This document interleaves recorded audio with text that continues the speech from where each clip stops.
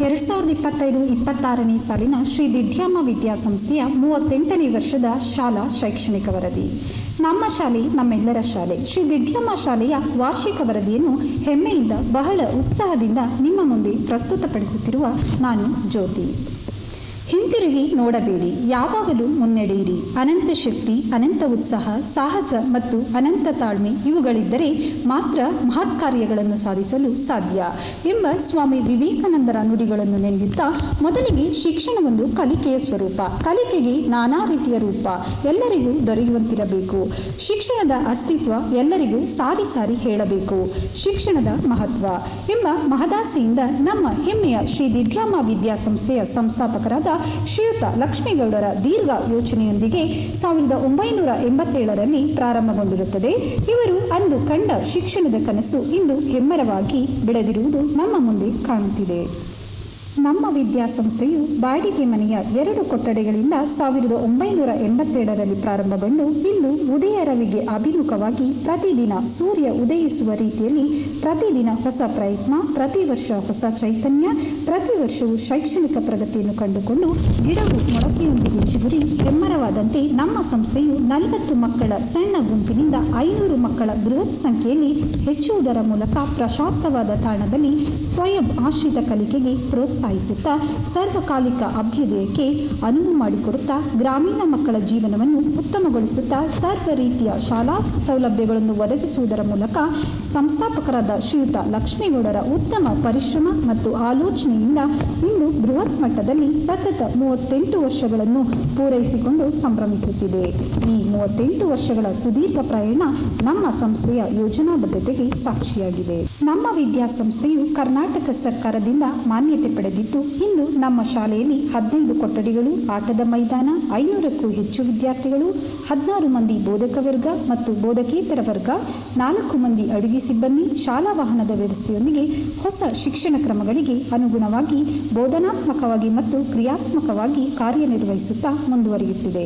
ಶ್ರೀ ದಿಢ್ಯಮ್ಮ ವಿದ್ಯಾಸಂಸ್ಥೆಯ ವಿದ್ಯಾರ್ಥಿಗಳು ಸತತ ಈ 38 ವರ್ಷದ ಪ್ರಯಾಣದಲ್ಲಿ ಕರ್ನಾಟಕ ರಾಜ್ಯದ ಸರ್ಕಾರದ ಉನ್ನತ ಹುದ್ದೆಗಳನ್ನು ಅಲಂಕರಿಸುವುದು ಒಂದು ಭಾಗವಾದರೆ ದೇಶ ವಿದೇಶಗಳಿಗೂ ತಲುಪಿರುವುದು ನಿಜವಾಗಿ ಗ್ರಾಮೀಣ ಮಟ್ಟದ ನಮ್ಮ ವಿದ್ಯಾಸಂಸ್ಥೆಯ ಹೆಮ್ಮೆಯ ಕಿರೀಟವಾಗಿದೆ.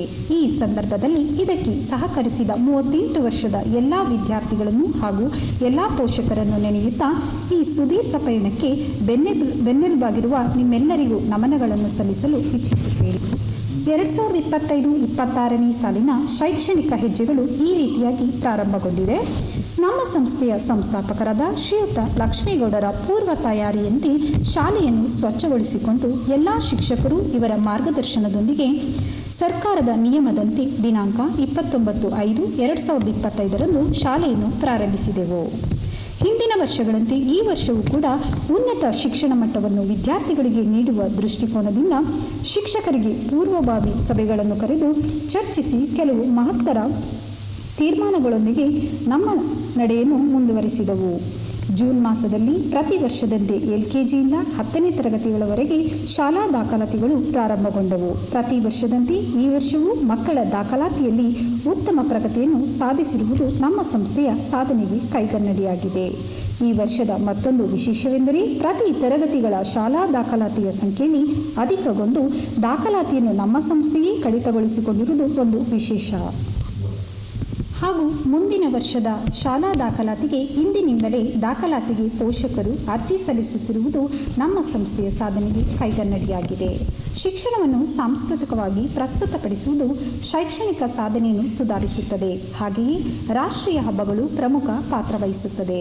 ಇದು ಸಾಮರಸ್ಯ, ಸೋದರತ್ವ ಮತ್ತು ಏಕತೆಯೊಂದಿಗೆ ನಮ್ಮ ರಾಷ್ಟ್ರೀಯ ವೈವಿಧ್ಯತೆ ಮತ್ತು ವೈಶಿಷ್ಟ್ಯತೆಯ ಬಗ್ಗೆ ಅರಿವು ಮೂಡಿಸುವ ಗುರಿಯೊಂದಿಗೆ ನಮ್ಮ ಶಾಲೆಯಲ್ಲಿ ಮಾಸಕ್ಕೆ ಅನುಗುಣವಾಗಿ ಕಾರ್ಯಕ್ರಮಗಳನ್ನು ಹಮ್ಮಿಕೊಳ್ಳಲಾಗಿತ್ತು.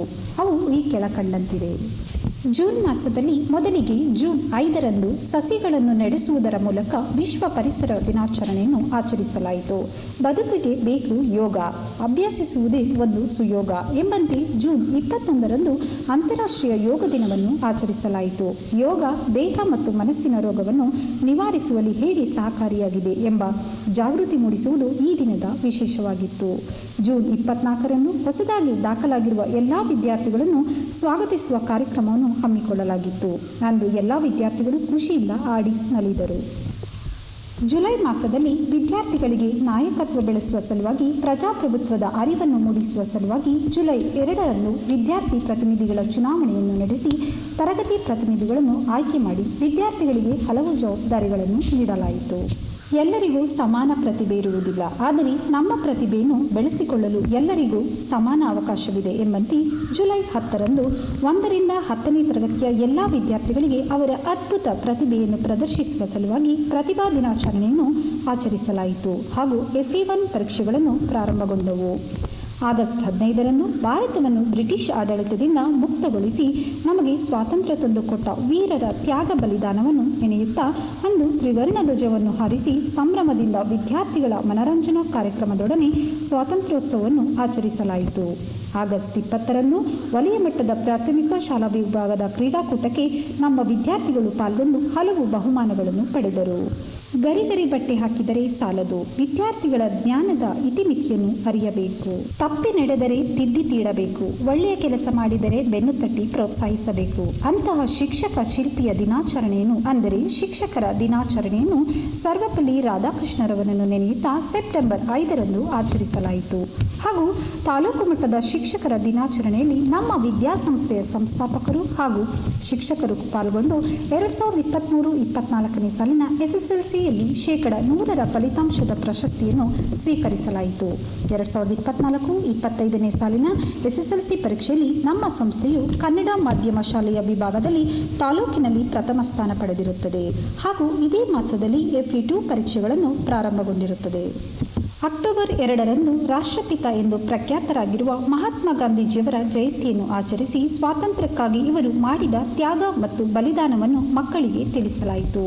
ಕನ್ನಡ ನೀರು, ಕನ್ನಡ ಉಸಿರು, ನಾನು ಕನ್ನಡಿಗ, ಕನ್ನಡದ ಕಾವಲಿಗ, ಹಸಿರಾಗಲಿ ಕರ್ನಾಟಕ, ಉಸಿರಾಗಲಿ ಕನ್ನಡ ಎಂಬ ಘೋಷವಾಕ್ಯದೊಂದಿಗೆ ನಮ್ಮ ನಾಡಿನ ವೈಭವದ ಹಬ್ಬವಾದ ನವೆಂಬರ್ 1ರ ಕನ್ನಡ ರಾಜ್ಯೋತ್ಸವವನ್ನು ಸಂಭ್ರಮದಿಂದ ಆಚರಿಸಲಾಯಿತು. ಮೋಕ್ಷ ಸಿಗಬೇಕೆಂದರೆ ನಾನು ಎಂಬ ಆಸೆ ಬಿಟ್ಟು ದಾಸನಾಗಬೇಕು, ಸದಾ ಶಿವನ ದಾಸನಾಗಬೇಕು ಎಂದು ಸಾರಿದ ದಾಸಶ್ರೇಷ್ಠರಾದ ಕನಕದಾಸ ಜಯಂತಿಯನ್ನು ನವೆಂಬರ್ 8ರಂದು ಭಕ್ತಿಪೂರ್ವಕವಾಗಿ ಆಚರಿಸಲಾಯಿತು. ಚಾಚಾ ನೆಹರೂರವರ ಜನ್ಮದಿನವನ್ನು ಮಕ್ಕಳ ದಿನವನ್ನಾಗಿ ಆಚರಿಸಲಾಗುವುದು. ಅಂತಹ ಮಹಾನ್ ಚೇತನವನ್ನು ನೆನೆಯುತ್ತಾ ಮಕ್ಕಳ ದಿನಾಚರಣೆಯನ್ನು ನವೆಂಬರ್ 14ರಂದು ಸಡಗರದಿಂದ ಆಚರಿಸಲಾಯಿತು.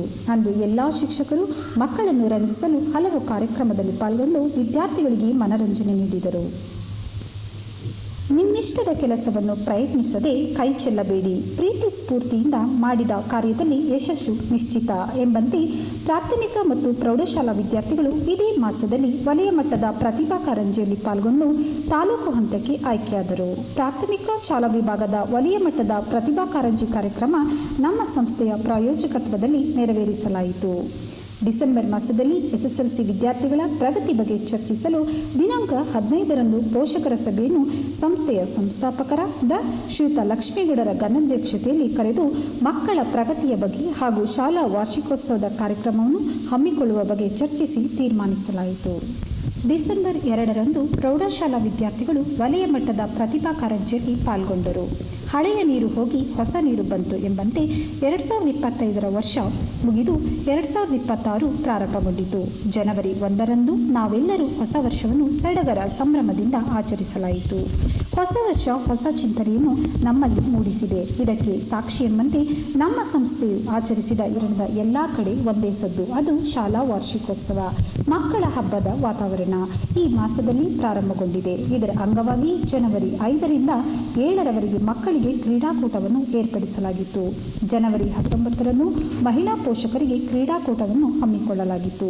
ಜನವರಿ 26ರಂದು ಗಣರಾಜ್ಯೋತ್ಸವವನ್ನು ಆಚರಿಸಿ ಮಕ್ಕಳಿಗೆ ಸಂವಿಧಾನದ ಮಹತ್ವವನ್ನು ತಿಳಿಸಲಾಯಿತು. ಇಂದು ಎಲ್ಲ ಪೂರ್ವ ತಯಾರಿಯೊಂದಿಗೆ ಯೋಜನಾಬದ್ಧವಾಗಿ ವಿದ್ಯಾರ್ಥಿಗಳಿಗೆ ಶೈಕ್ಷಣಿಕ ಚಟುವಟಿಕೆಗಳ ಜೊತೆಗೆ ಕಲೆ ಮತ್ತು ಸಾಂಸ್ಕೃತಿಕ ಚಟುವಟಿಕೆಗಳಿಗೆ ಅವಕಾಶ ಮಾಡಿಕೊಡಬೇಕೆಂಬ ಉದ್ದೇಶದಿಂದ ಸರ್ವ ರೀತಿಯಲ್ಲೂ ನಿಮ್ಮ ಮುಂದೆ ನಮ್ಮ ಸಂಸ್ಥೆಯ ಎಲ್ಲ ವಿದ್ಯಾರ್ಥಿಗಳು ಶಿಕ್ಷಕರ ಮಾರ್ಗದರ್ಶನದೊಂದಿಗೆ ನಿಮ್ಮ ಮುಂದೆ ನಮ್ಮ ಪ್ರತಿಭೆಯನ್ನು ಪ್ರದರ್ಶಿಸಲು ಹಾಜರಿದ್ದಾರೆ.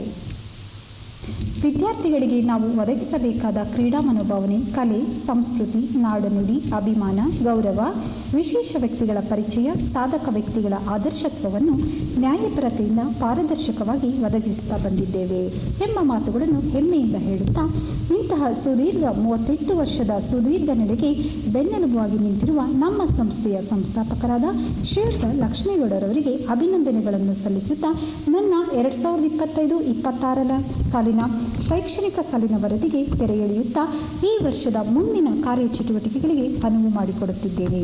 ಈ ಸುದೀರ್ಘ ವರದಿಯನ್ನು ರಚನೆಯನ್ನು ಮಾಡಿಕೊಟ್ಟ ಸಂಸ್ಥೆಯ ಮುಖ್ಯ ಶಿಕ್ಷಕರಾದ ವಿನಯ್ ಸರ್ ಅವರಿಗೆ ತುಂಬು ಹೃದಯದ ಧನ್ಯವಾದಗಳನ್ನು ಅರ್ಪಿಸುತ್ತಿದ್ದೇನೆ. ಸರ್ವರಿಗೂ ಧನ್ಯವಾದಗಳು.